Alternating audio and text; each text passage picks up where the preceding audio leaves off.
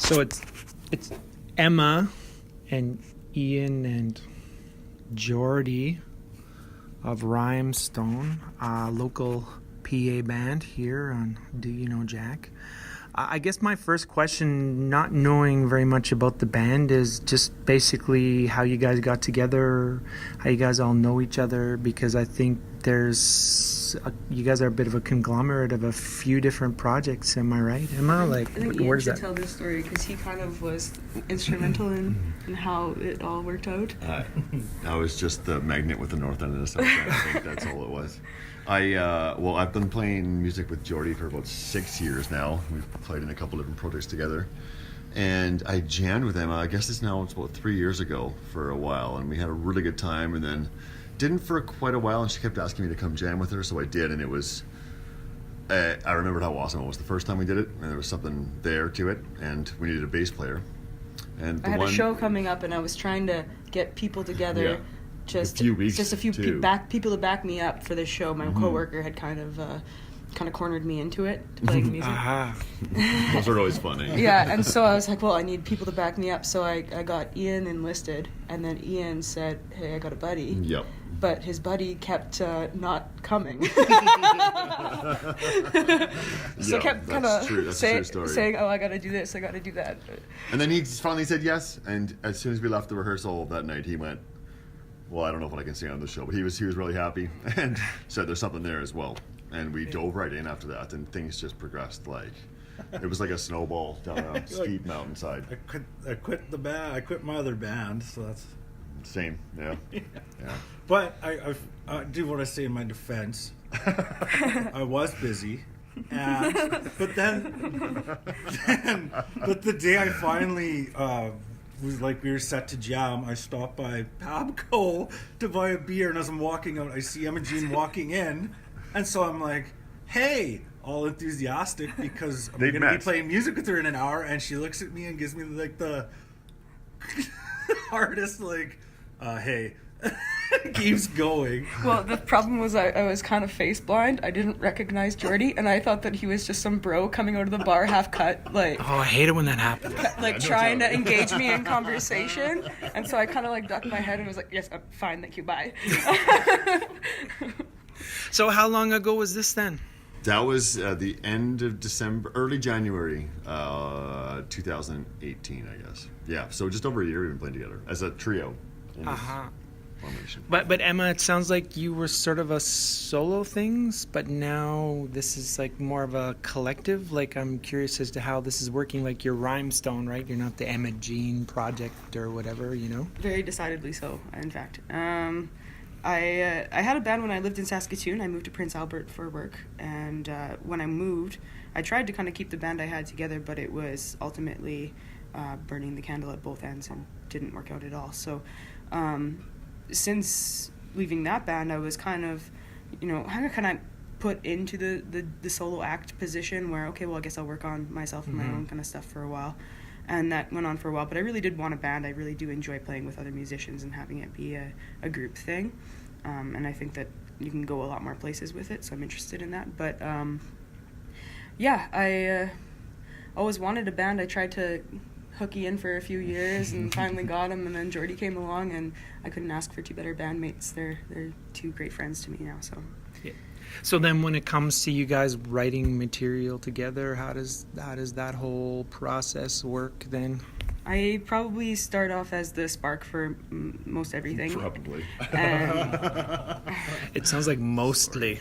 Okay, I write the songs, and then I get them to add their special magic to it. And they are just as much contributing to them in the feel of how things work out. But I'd say for the starting ideas, for the starting riffs and melodies and all that kind of things and the words, everything that's all mine. So what are you writing about? I mean, I've only had a chance really to hear 1.5 maybe songs. Well, it was a work in progress. Yeah, okay. So I mean, what's your lyrical content? What's your usual thing, or are you just sort of all over the place, or? Well, under the default answer, I have to say all over the place, because all of my writing comes from kind of a stream of consciousness type of a deal. So it's all going to be reflective of what's going on in my life.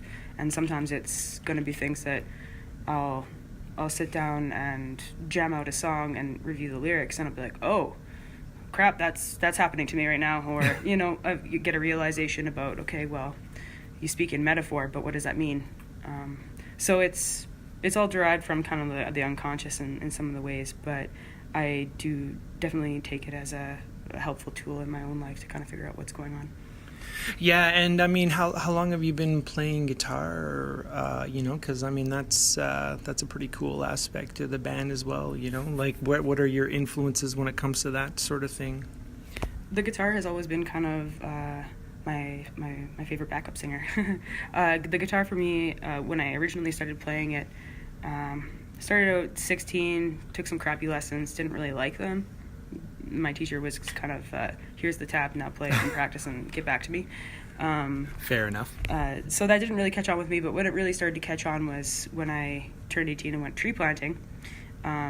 Being in the forest, and this is also kind of where I learned how to sing. I didn't really sing too much before 18. Being in the forest, being bitten by bugs, rained on, hard job, everything sucks, blah, blah, blah. You start to kind of get down to the nitty-gritty, and one of the things that really helped me in that experience was singing soul classics. Oh. In the rain and in the bugs. And also, I had a beat-up guitar that, when I went back to camp, I would pound it out on that thing, and that's where the stream of consciousness thing started to happen as well, because I just needed that release from my day-to-day. Yeah, now I grew up in BC, and I've known people that have been tree planting, and it sort of sounds like the worst job that you could possibly do. But I mean, it's a very important job, obviously, a very much needed job. Yeah, I mean, for some weird reason, I like it a little bit. It definitely is hard, and it is a trudge sometimes, but I think it also kind of distills me to my most basic elements, and I enjoy that part of it, because by the time I'm done a season, I really do know what I want. Maybe I was confused when I went in.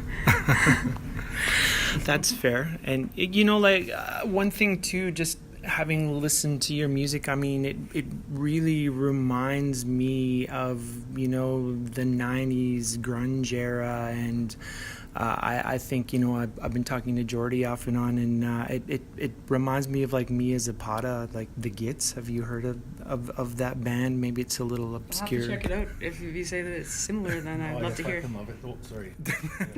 You can swear in this. Okay, well, you fucking Jordy love it. fucking loves it. I'm not gonna swear. It's great. Ian's the Mr. Clean, or I'm turning over a new leaf.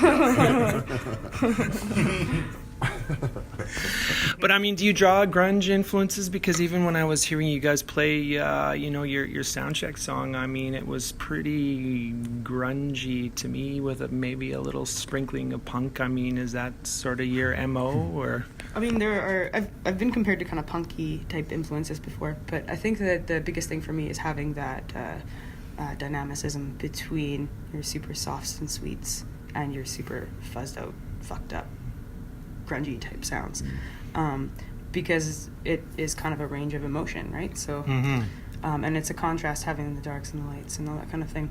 I'm into visual arts too, and I think it all kind of runs under the same kind of concepts, where you have to have both. And it's not necessarily that I'm influenced by punk, or I'm influenced by soul, or I'm influenced by the oldies, or I'm influenced by hard rock, or whatever. It's just that they all have little things that I want to take from them. I think the way the way I play, and I think the way we play together, Jordy, is like just following the emotion. So that, again, it's not like let's make this one sound like a punk song, or let's play this as if we're playing in a surf band, or so. It's just we just play whatever is kind of she's throwing out there, and she throws it out heavy and thick. So it's really easy for us to get into it and just follow what she's doing and kind of morph around the sound that she's got. And it's all based on emotion. I think that the whole thing is. But it's interesting to see where it goes sometimes. Like, this is the first time I've ever played in a band on bass, and like really that gig was probably the first gig I ever played on bass. Like, guitar is my principal instrument, and in a 3-piece there's so much air and there's so much space, and you have to fill that space, otherwise it sounds empty and it doesn't come across right. And so, like, not being brought up on a bass guitar, I kind of approach it with some walking lines, but more of a guitar approach to it. And so I think it gives you the allowance to have like a song that's going to sound punk or grunge, but I can kind of sometimes maybe do a swing on it, or you can influence it differently, it feels like, with this 3-piece. So it's not dedicated grunge, but to me, I always feel like it's a backbone in it for sure. So this sounds like some of that special magic that Emma was talking about just a few minutes ago. That I was going to ask you that question, but you already sort of answered it, Ian. Yeah, it's right there. It was right there from the beginning, and I mean, we're already well ahead of where I've ever been in this game with any other group of musicians I've played with. It's all come together like almost too easy. It's really, really fun to play, and we're constantly creating and constantly getting better and better, and it's a pretty unique opportunity and experience for me. Yeah, and I was going to say you're sort of in the process of recording and finalizing some songs. Is this, I'm trying to remember now conversations I've already had, but I mean, is this an EP? Is this a full length? Where are we at here? Because Jordy, I know you're sort of producing.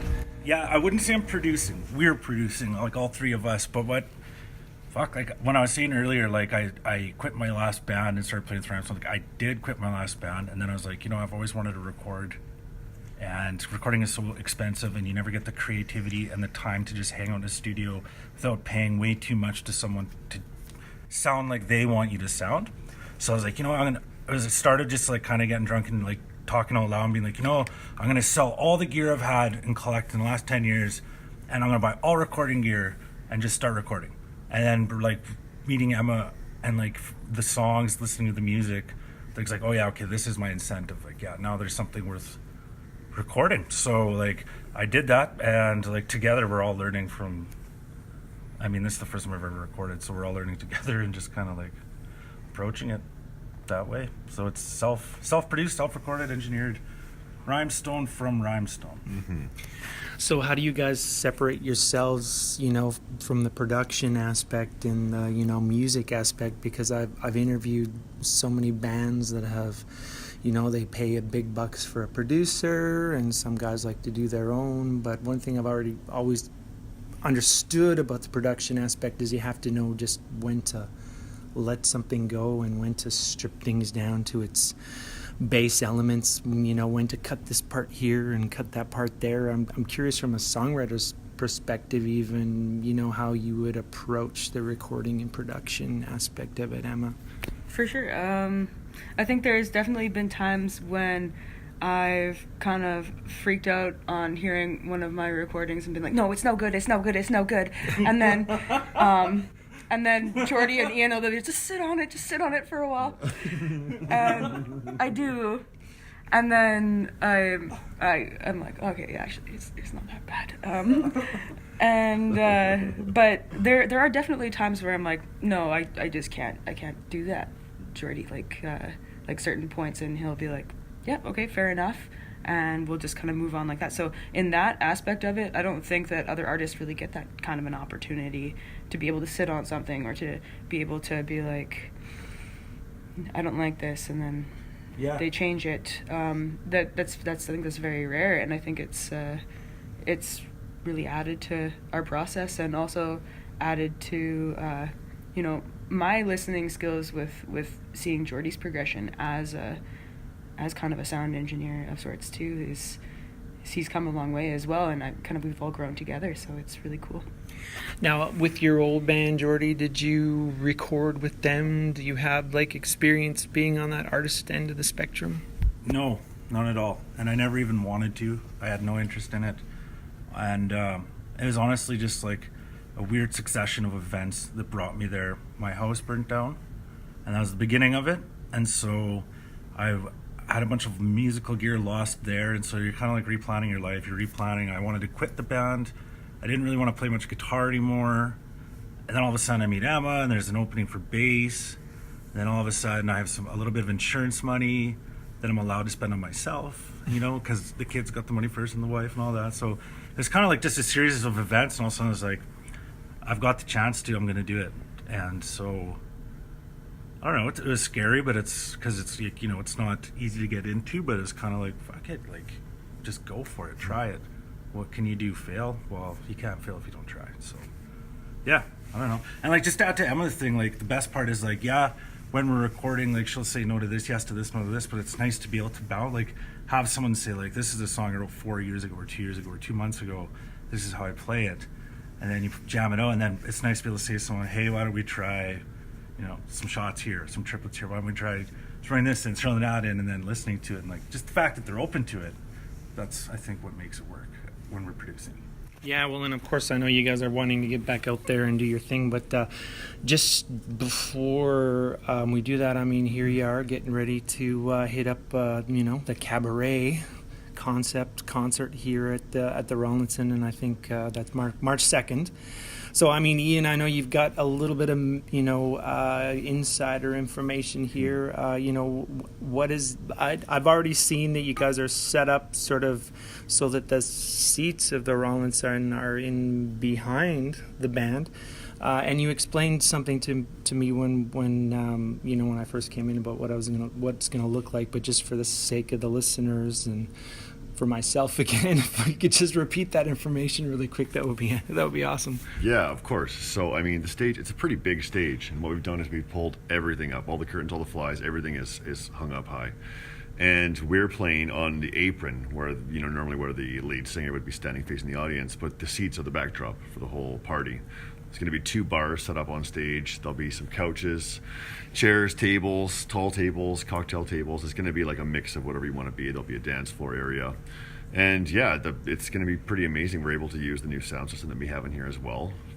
Even though we're turned around backwards, we can maneuver it around and make it work like that. So that's what we're about to do right now, is go out and play a little bit and just, ring that room out and get used to playing out there in that space. Right on. Well, I'm definitely looking forward to hearing what you guys have in store for us, and we're gonna just hang out, take some pictures. And when's this record gonna come out now? I think maybe we're shooting for possibly March 2nd, but I think we're not quite there yet. Jordy, are we? I don't think the album.